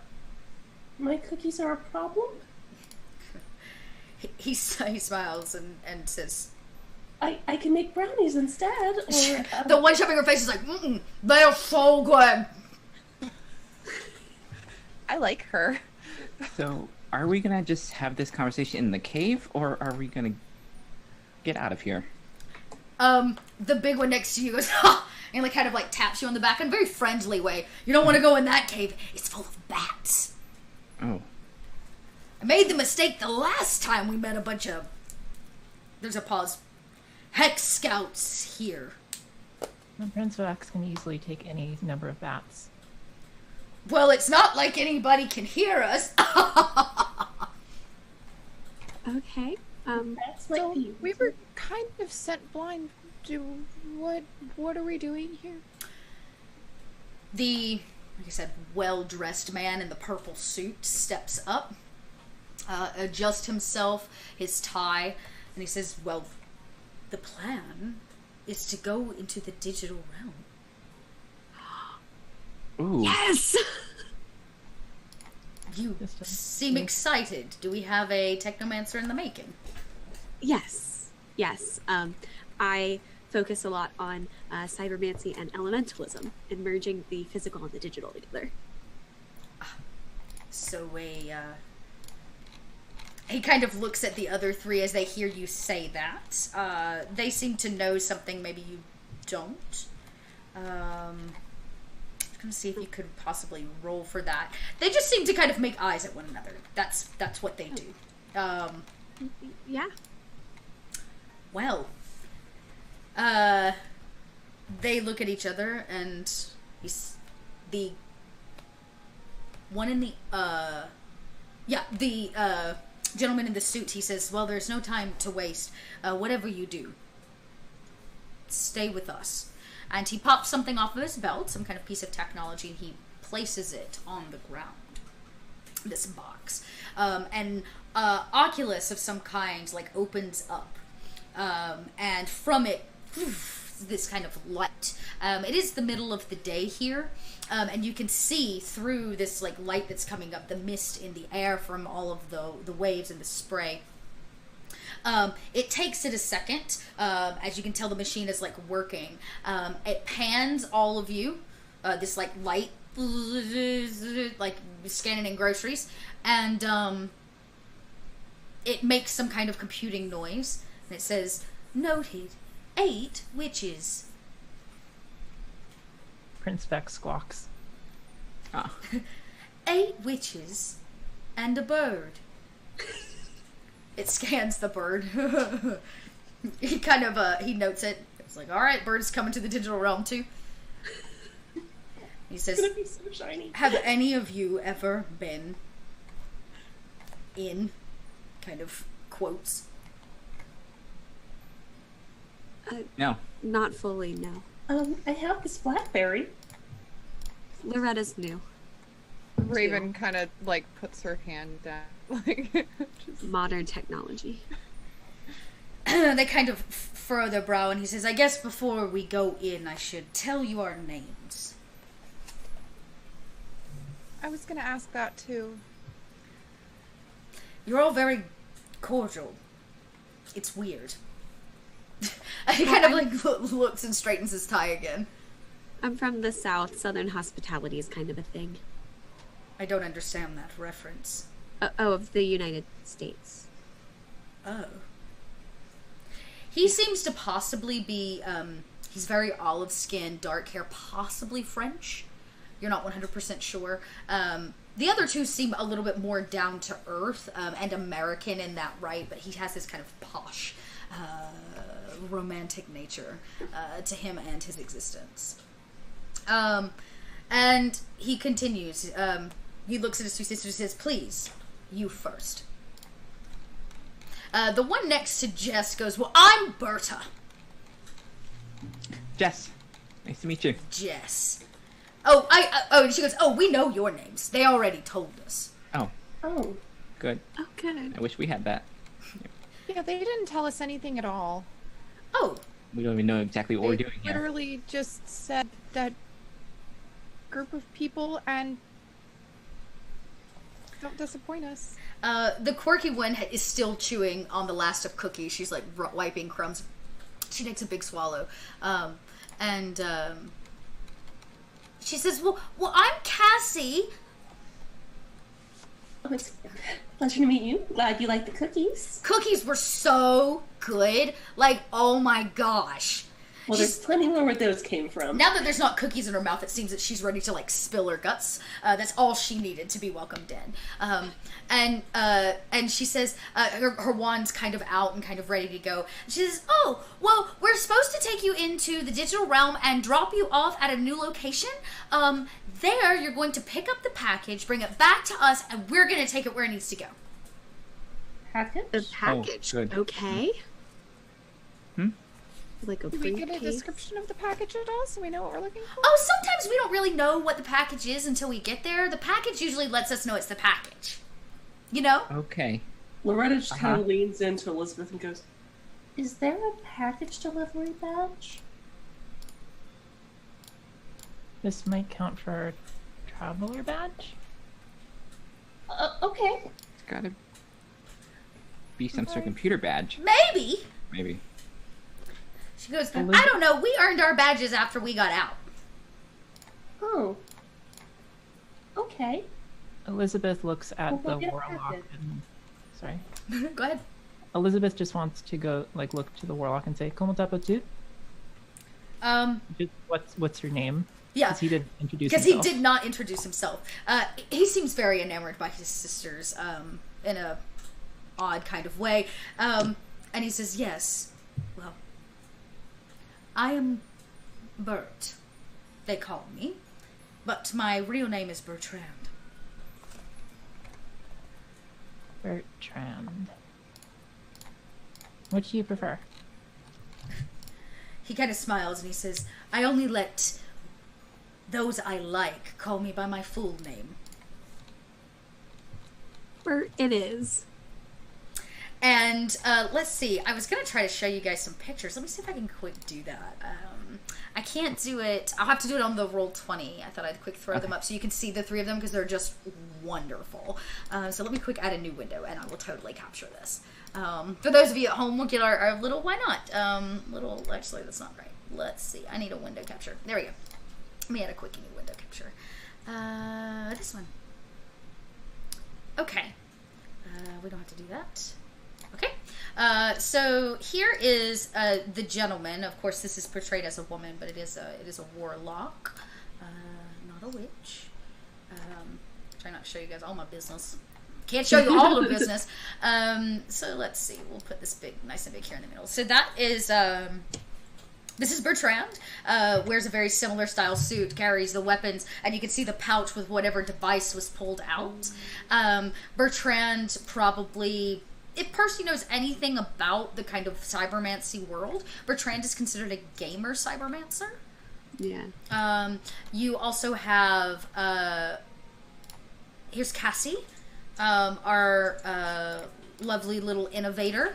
She carries like tools and things at her belt and wears these kind of vibrant red overalls. And last but certainly not least, you have our lovely technomancer. Berta. Is that what I gave her? That was her name? There they are, the three of them in all of their glory. I just think they're wonderful. I'm obsessed with them. And he says, so, if there are no more questions, you have traveled via portal before? All the time. Great. Just now? Just now. Yeah. He kind of takes it in. Great. Always sending us amateurs, and he looks at his two sisters. Well, you're earning a badge now. I mean, you always have to try something. I mean, I'll be quiet now. Start somewhere. He kind of finds like you're rambling cute to some degree, but does in fact kind of move along, I guess you could say. Like he kind of takes it in as cute, and he says, Loretta's not really quite sure how she feels about it. He's very attractive. And he's very sure of himself. He puts off this just very kind of sexual energy, really. But he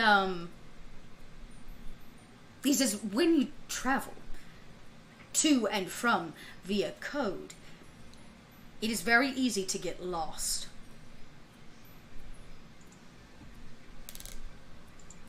So stick to the path. Raven. Okay. Raven looks what? Raven looks extremely nervous. Percy takes her hand. Gonna be okay. He goes, probably a good idea. Lost. You should all hold hands, just to be sure. All right. Percy grabs Jess with her other hand. Yep. Grabs the two. All right. Yep. You, he says, I will see you there. And he literally just steps, as if he's going to step right off the cliff, like into the light that he has placed this little device. And as he does, his whole body just sucks into it. It breaks down into code, and you watch as it takes him in. His sisters follow suit. You hear the technomancer go, I love this part. And she kind of gets a running start and like dives into it as if she's going to dive off a diving board, and she disappears right in front of you, leaving the five of you standing there. You guys, this is awesome! All right, let's go. Percy starts Yes. running. Yep. Dragging them. Yeah, I was gonna say Raven clutches Percy's hand even harder and then grabs Elizabeth with her other hand, like she's holding on for dear life. Elizabeth is also running really fast towards it. I love it. I'm sure all of you are like, yes! As you converge on it. And as you converge, all of you feel this interesting sensation that you've probably never felt before. Your body literally breaking down into code, into this kind of digital way. And you witness what Percy saw earlier, this aspect versus separating it from your body. It breaks you and your physical form down. And you travel along code. Literally, you ride it as if surfing waves. You can see, based on things like color and texture in your mind's eye, the identification of each of you, though your physical form does not manifest as you travel. And as you zip in and out of things, you can witness the three of them ahead of you. Of course, his color being purple, this kind of vibrant red and green for Cassie, and lastly this purple and orange vibe as they zzz. And you guys follow as close as you can. You are connected. You did hold hands. I need all of you to roll me a mind roll. A mind die. +1. Everybody gets a +1. It's okay. You're all connected. You can't get separated. You're literally connected as code now. You all jumped in at the same time. Okay. Percy got a 2. Fantastic. Fantastic. Oh, She's gosh. so excited. Okay. Let's see. Okay, a 4. Who am I missing? Did I get Shauna's roll? This guy. Oh, okay. I'll make sure I didn't miss one. Shauna's roll says a 2. Okay. you guys begin to lose them. You're not sure what it is as you concentrate and try to keep the path. Maybe it's the fact you guys have never been digital code before. You're not really entirely sure. But you begin to slow down. And they begin to get lost in the zeros and the ones and the colors as you travel through. It takes a little bit as you think you're on the right path. You follow straight ahead. And your bodies, your minds snap. You hit kind of an endpoint, as you would. Maybe the end of a paragraph or the end of a piece of code. An enter button has been pressed somewhere. You're not sure. But you come out of the digital realm and pop back into solid existence. Ah. Oh, that was weird. Oh. I don't think we were supposed to do that. You don't see them in front of you anywhere. Instead, you seem to still be in Greece, for sure, because you are standing in ancient Greece. People walk about you, wearing oddly draped togas and robes, beautiful dresses. The women seem to populate the streets more than the men, and they give all of you odd looks. Oops. Oh no. Oh no. What? I will give Elizabeth a chance if she wants to try to identify, like, maybe where we are in time and space, Yes. and how you managed to get here. Oh my gosh. What would it be? Mind, history, what? Mind. I would take a mind history. This is also time. I don't know if you have a time and space spell that you could use for identifying, but... I don't think I do. Okay, then I would take a history, yeah. Just a mind Okay. history's fine. Since Vex is with me, I get +1 to all mundane skills. Great. Do you also get a +1 from that? Yep. Which, I don't think I actually have any history. Yeah, basically on somebody's computer it says 404 error, server not found. Oh no. Oh, no. okay. You Why? Roll 20 here's roll 20 today's not been on your side. So the good news is you guys are safe. Nobody seems to be bothering you, but you do stand out like sore thumbs. You can definitely assume that you're in like Greece of some kind, right? You don't exactly know when, but it is definitely not now. I would like to immediately look for some place that we can hide so we can maybe change clothes so we can blend in. That's Okay. exactly what Raven was gonna do as soon as she sees what's going on. So sure, you guys kind Hide. of you guys bolt to the side and begin to figure your situation out. You take in all this information. There are some shops and stalls. You seem to be in the middle of a city. Yes, Loretta. She's gonna conjure up some togas. It's a toga party now. Perfect. It is super toga. Quickly roll that for me, and we'll see how well you guys do. And we may leave you dressed in toga attire. Yeah. Who was it?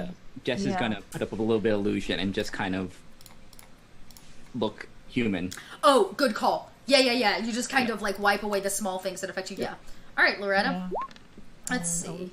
Elizabeth is just going to use her change clothes to blend in with everyone else and also use There the we go. spell age to make herself 25 because she feels very uncomfortable being here without like an adult. Adult, So she yeah. wants to be You're an like, adult. look older. That was a 13. Yeah, snap. You guys begin to just change and shift to look more the time period. You think you've nailed it. I mean, pretty much everybody around you wears, you think you get your face right, yeah, hair's pulled back. You guys look up and part. And as you step out of your dark corner where you've shifted and into kind of the main area, you realize you're in, like I said, a small bazaar, some kind of shopping district. A gentleman has stepped up inside the center area and begins to kind of speak loudly. And people turn and look. And we will pick up there next week. Because unfortunately I can't go over tonight. So we are lost in time and space now from the digital realm. We'll see how this goes. Yay. And who possibly could you be witnessing? All right, cool. Let's take a moment. Let's go around.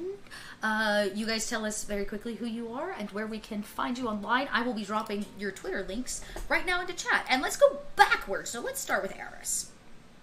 I am Eris Savad. I played Raven today.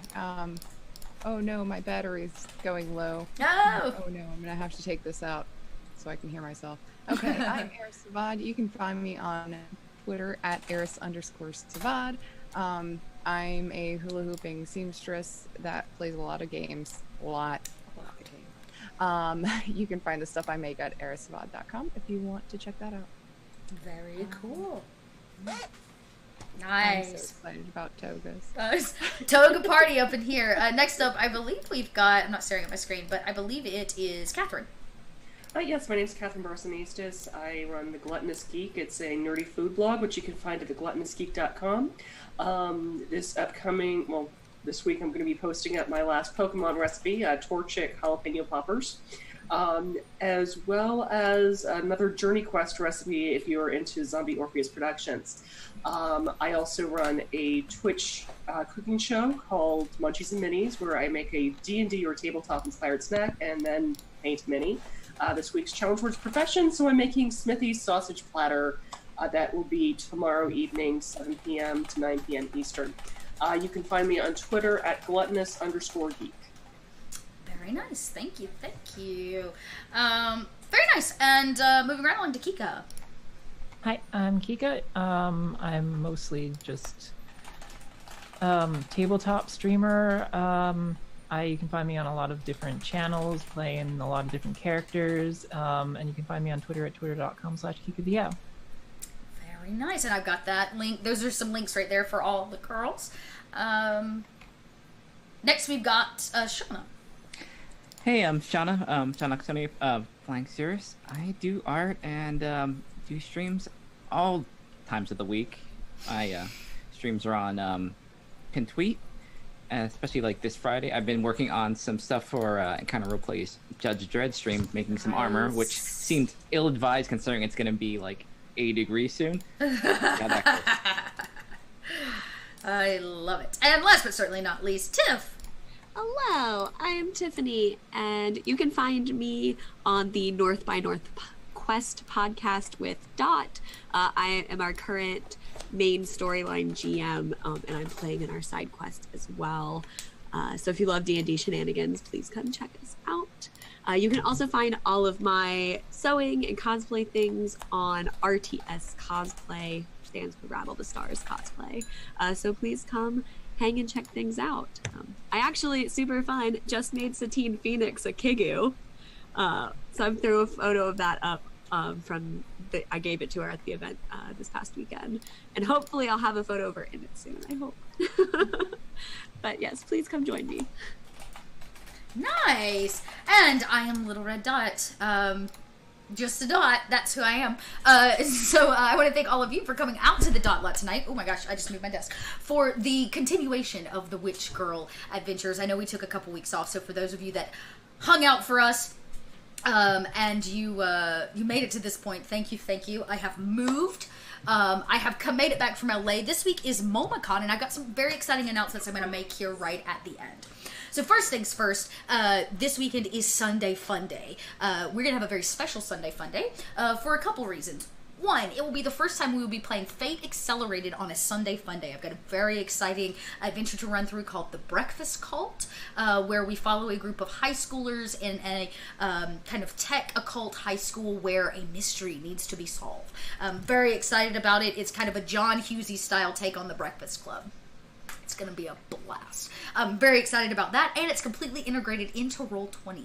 It's one of the very first Fate games that's completely integrated into Roll20, so I'm very excited. We're going to be playing that, but more importantly, I'm going to be hosting it from MomaCon's floor. So I'll be holding a rig. We'll be getting started about 10:30 because I don't get to the rig till 10, so you guys got to give me a second to get all that set up. But somewhere around 10:30 we'll get started, and we'll have the rig till 2. So very exciting, very cool stuff. You can tune in, and I'll be there on the floor of MomaCon.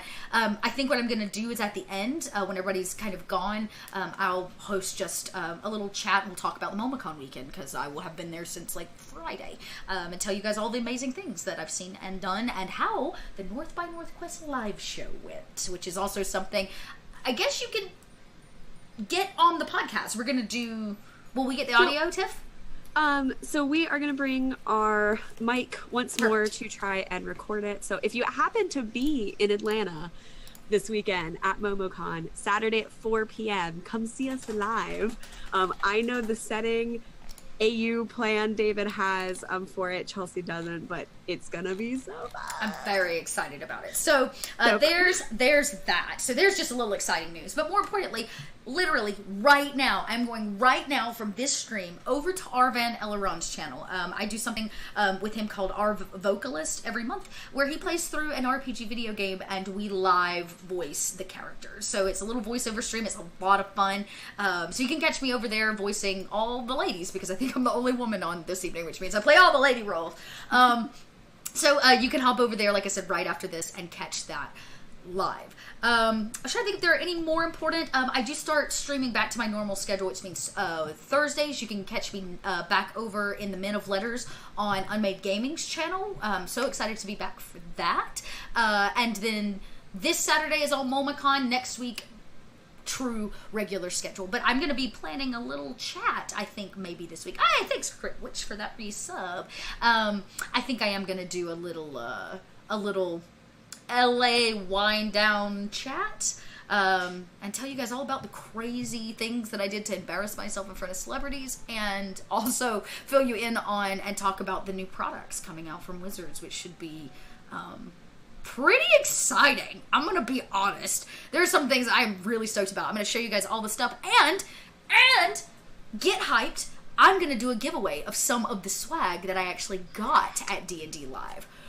So I am gearing up for 3,000 followers on Twitter. If I reach it, we will be doing giveaways at MomoCon on the floor from the stuff from D&D Live. I've got like sticker sheets, I've got dice sets, like can't get anywhere else the new stuff. So much stuff to give away. And all of it will be yours. I actually think I have a coupon to the DMs Guild. I got all kinds of stuff, yo. So if you want in on that, help me get to 3,000 followers. Spread the good word of the lot. Okay, I'm already over, but I'm so... Oh, can't wait. Witches are back. So we are back. We've got... we'll see you guys again next week. Same witchy time. Same witchy channel. Until then, like I said, you can hop over to Arvan. I'll be hosting him here, but I don't think he's live yet. So I won't be able to raid, but you guys hang out. And again, that's Arvan Eleron. I'll type it here so that you guys can find him. And come hang out with me. We're going to play some video games, and... It's like the chillest stream ever. I love it. Arvan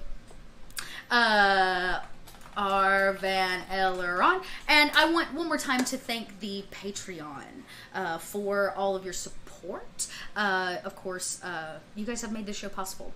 You made the art possible, thanks to Shauna, and you're going to make payment possible to these wonderful ladies. The first paid show here on the channel, and I hope not to be the last. So if you don't already support me on Patreon, know you can do so for as little as $2 a month. And you're going to gain access to a ton of new stuff, actually, that I'm hoping to be bringing to my channel. I may be doing some shifting of some of the benefits, so it's going to get really exciting here soon. That's it. That's all I've got. So we are going to wave goodbye and tell you all how amazing and wonderful you are, and I will see you all over in like 5 minutes on our Vans channel for... it's a little voiceover action. Until then, stay witchy.